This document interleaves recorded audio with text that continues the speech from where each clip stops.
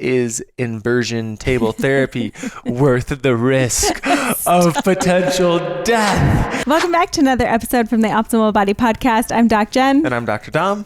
And today we're talking about inversion tables. Is it worth it to get one? Should you be using one? Let's dive in.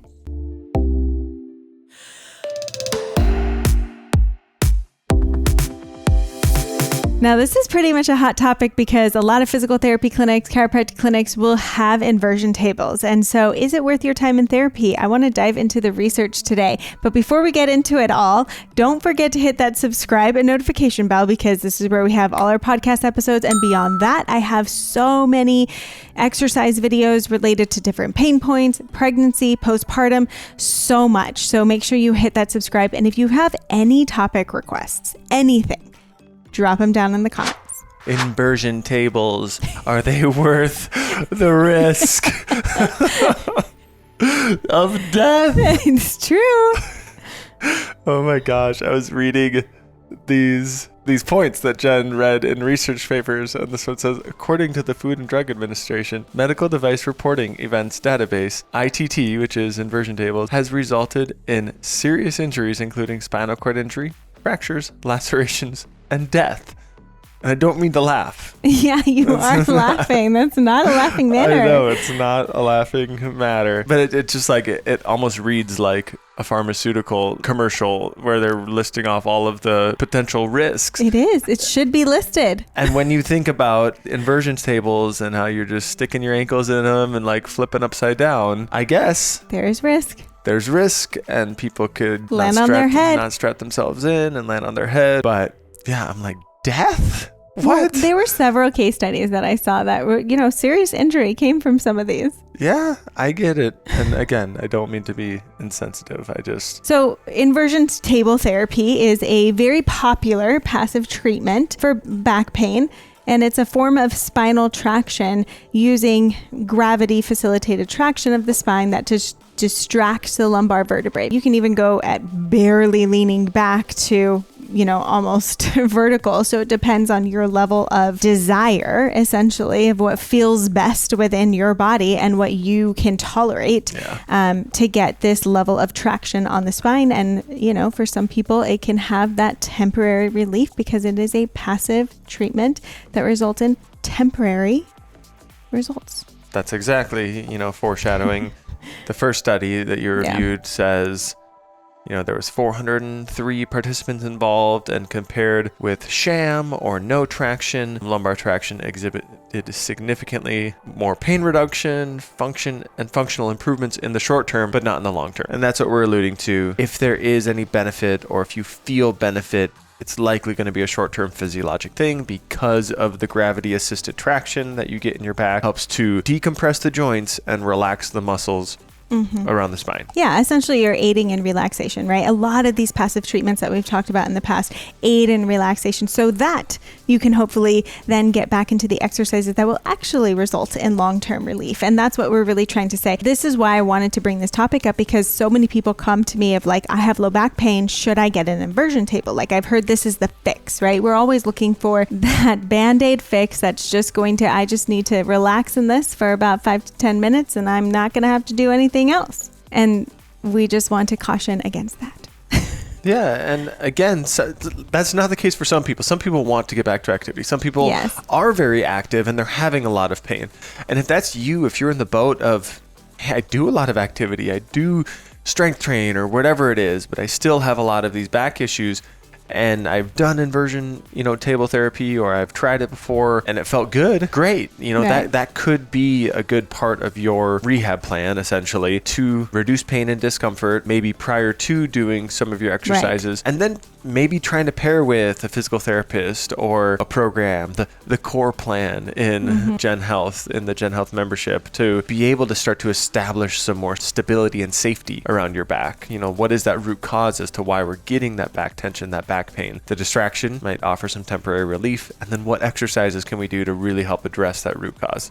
Because we have to understand we live in a world where we're going to have that compression all the time. So having that temporary relief from that traction, but then getting right back up and standing and now having that compression, sometimes for some people, I've I've experienced with patients that it's more aggravating. You kind of get like a rebound spasm almost. Exactly, because now I went from that complete traction and opening to now I'm standing in and compressing again, and now, my back stiffened up, right? And so for some people, it's not beneficial. And this is why I don't say go run out and get an inversion table. You could try it at a clinician's office, so maybe at your chiropractic or at your physical therapy office. Try it, see how it feels, but don't use that alone for treatment. And that's what I think is so incredibly important to remember. It can help and provide that short-term relief, but it's not a long-term gain here. And so what is really needed is looking at the root cause, which we've talked about with low back pain, and we're not going to hammer it all in again today. But again, root cause for low back pain can go very, very wide. That could be you're not getting enough sleep, you're not getting enough nutrients, you're not hydrating enough, you're not moving enough throughout the day, you're mentally just so incredibly stressed out, you're not managing your stress levels, you're financially just stressed out. There's so many factors that can contribute to the stressors of low back pain. Which, speaking of, to help expand on that summary you just gave, we have a free low back pain that's true ebook that we have made into a course essentially that you can get for absolutely free.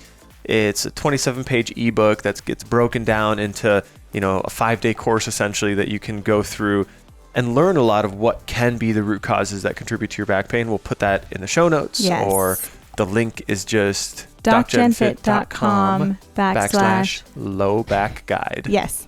DocJenFit.com /low back guide, and you can get that absolutely free. And there was one other study that almost contradicts the first study, and this one has higher power, meaning it was a randomized controlled trial, had a lot more participants because they grouped 16. Looked at 32 randomized control trials. Yes, still had a lot more participants overall because they looked at 16 different trials that they included in the review or something to that extent, because they wanted to eliminate any studies that had significant amount of bias. And we talk about research bias occasionally here and there on the podcast.